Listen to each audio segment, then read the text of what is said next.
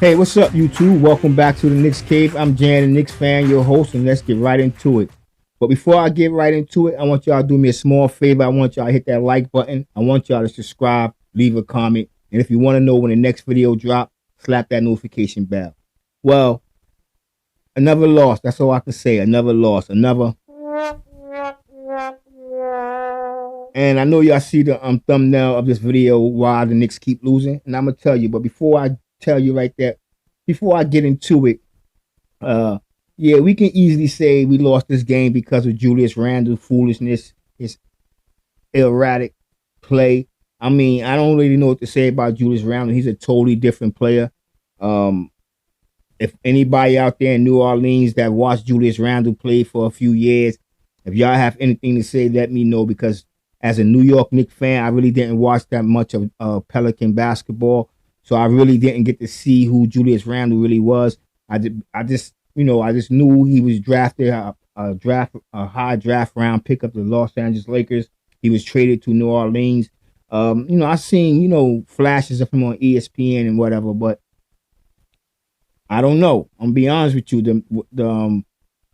The mental breakdowns that this man is displaying over this season, it's mind boggling. It's puzzling. I'm being honest with you. Like, first we get the thumbs down, and then we get like, I mean, he did push him.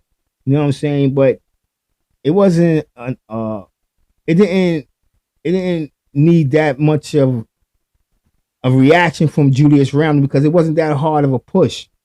Yeah, like I said, we can say that's one of the reasons we lost. That does plays a factor into why we lost this game in Phoenix. But I'm gonna talk about why.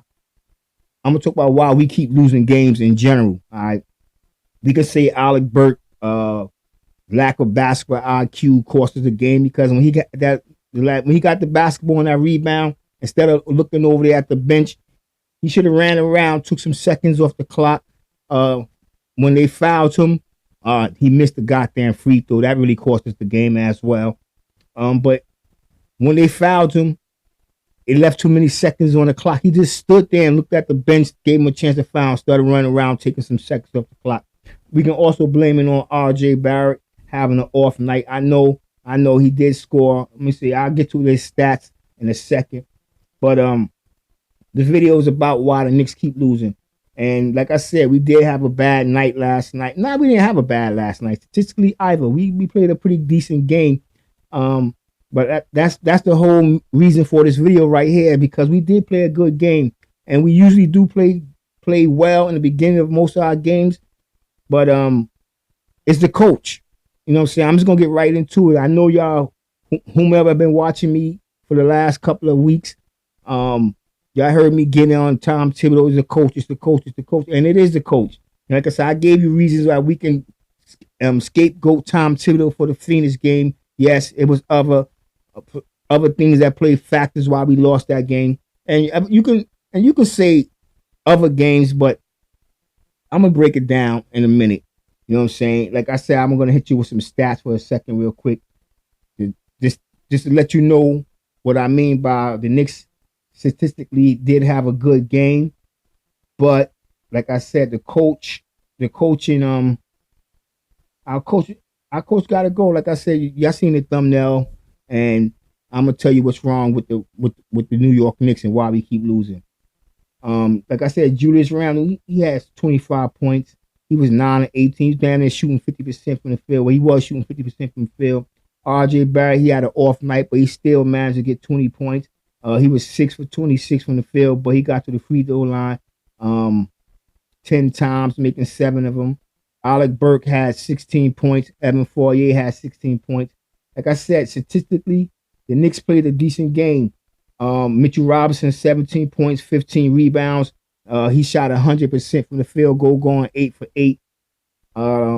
Quickly had 13 points. Cam Reddish came in and chipped in 6 points. Jericho Sims had 1 point. It was a kind of off night for Jericho Sims. I really do like that first game the coach put him in. Not the first game, but the first game he got extended playing time. I really do like the way he played. Like I said, the Knicks statistically played a decent game. We should have won this game. But now I'm gonna get to the reason why we keep losing these games. Especially late in the fourth quarter and the beginning of the third quarter. And the main reason is because of Tom Thibodeau. I'm not gonna lie. All right, Tom Thibodeau uses a defensive scheme called ICE, right? ICE is a defensive scheme that's supposed to defend the side, not the center pick and roll, but the side pick and roll. The scheme sends three defenders on the player to defend the pick and roll. Excuse me. Two of the defenders they have to know when to drop back into their proper positions. With a third man that's in this defensive scheme, he's supposed to contain the man from coming over, the rolling man from cutting back and rolling back towards the center. And like I said, the other two defenders are supposed to get back in their proper position. But by doing this, by sending three defenders over to guard two players, it leaves shooters open on the weak side of the court. It also leaves the opposing point guard with easy options. Let's put it like that. Like, because once he cut back, he have for instance, it leaves the opposing guard with easy options because to make the right pass in that situation. For instance, when the pick and roll is on one side of the floor and not in the center, the point guard could cut back right towards the middle of the floor. If that third man don't pick him up and do what he's supposed to do, he cuts back. Once he cut back into the center of the floor, he got the whole scape. He could see everything. So by this, if the other two defenders that's supposed to be on the strong side don't drop back into their proper positions, it leaves a man open for a lob pass or even a man open on a 3-point shot in the corner or even on the arm of the shoulder of, say 3-point on the shoulder. So this is what I mean by our defensive schemes killers.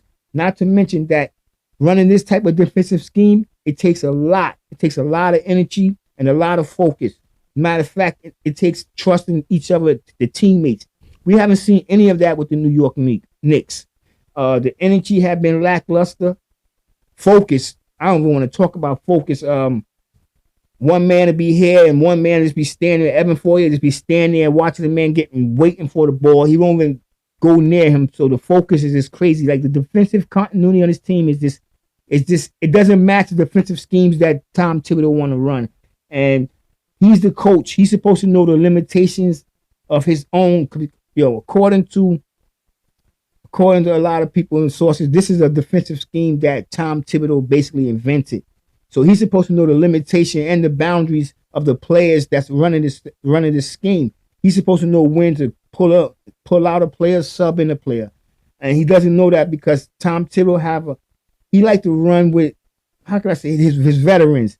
And doing this, he burned them out. You know what I'm saying? If you watch the game, they don't have the energy to run the defensive scheme that he's trying to run. And if he was a coach, he's supposed to realize this, sub in the guys, and I think that'll be the problem. I think that'll work if he makes substitution a little earlier. But what I really think he should cut down. He should get rid of this scheme. To be honest with you, he should get rid of this scheme. And another problem is with using the ICE, the defensive scheme ICE. A lot of coaches recognize it right off top because ICE is supposed to take away the pick and roll from the sideline and cut the middle off. But what happened is it's easy recognizable because they have two traits in it. Like I said, the two strong side defenders, they supposed to drop back in position while the third man is supposed to keep the opposing point guard from coming on that middle scheme.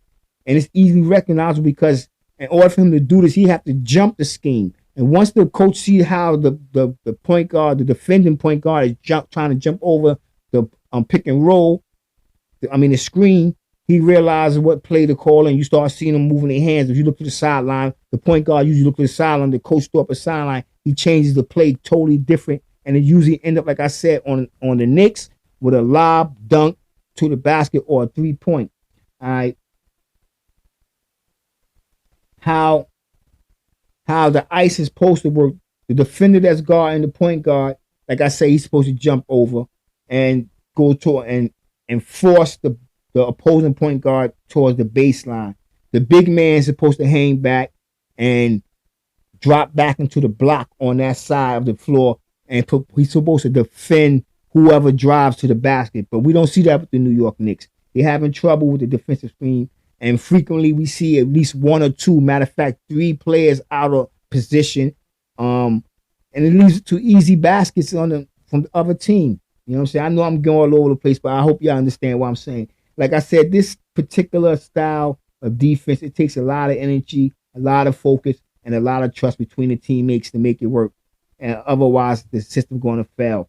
The perimeter defender have to trust the big man going to be in his position. The big man have to trust the perimeter defender will get over the screen and force the ball handler to the baseline. The weak side defender have to stay home and trust that the two strong side defenders can handle their responsibilities. Because if they don't handle their responsibilities, it usually leaves two men coming towards the basket. And what the weak side defender going to do? If he go to one player, it leaves the other player open, and it's another easy basket. This is why I say he have to change his defensive scheme because it's not working. Not at least for the New York Knicks. It worked for the Chicago Bulls and it worked for Boston, but you have players like Kevin Garnett and I'm giving the man Joakim Noah.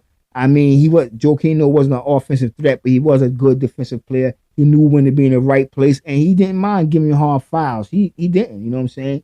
And like I said, everything that I described about how the defensive scheme ICE is supposed to be run, I don't see it from the Knicks. Like I said, they have no defensive continuity, and sometimes they look exhausted, and I blame that for the coach having his veterans out there too long when he could be giving them a spell with the rookies. And like I said, he should know the boundaries and limitations of his defensive scheme because he invented it. He's supposed to know when to sub players, and as far as that Julius Randle situation, he's supposed to know when to calm players down. And if you want to talk about Tom Thibodeau offensive sets, it's not really much to talk about his offensive sets because he basically runs a basic offense. It's not uncommon that you're going to see a lot of flex base sets early in the game, and it just kind of evolve or devolve into a steady diet of standard pick and rolls and pin down plays. And by the time we get into the fourth quarter, we only see goddamn isolation plays. So his offense is very predictable. It's not really hard to scheme for his offense, and it's not hard to to defend. You know what I'm saying, for other teams, that is because it's outdated. And this is why the New York Knicks is losing games, and they're going to keep losing games until they get rid of Tom Thibodeau. And I'm going to be honest with you, Julius Randle, because Julius Randle is supposed to be a leader of his team, but he's not displaying no type of leadership. What he did last night was uncalled for, and he needed to be injected. I don't care if they gave him one technical foul. I still think he needed to be set down on the bench for at least 5, 6, 7 minutes or the rest of the game because what he did was uncalled for. And with that being said, I want everybody out there to stay safe, stay healthy, God bless, and peace.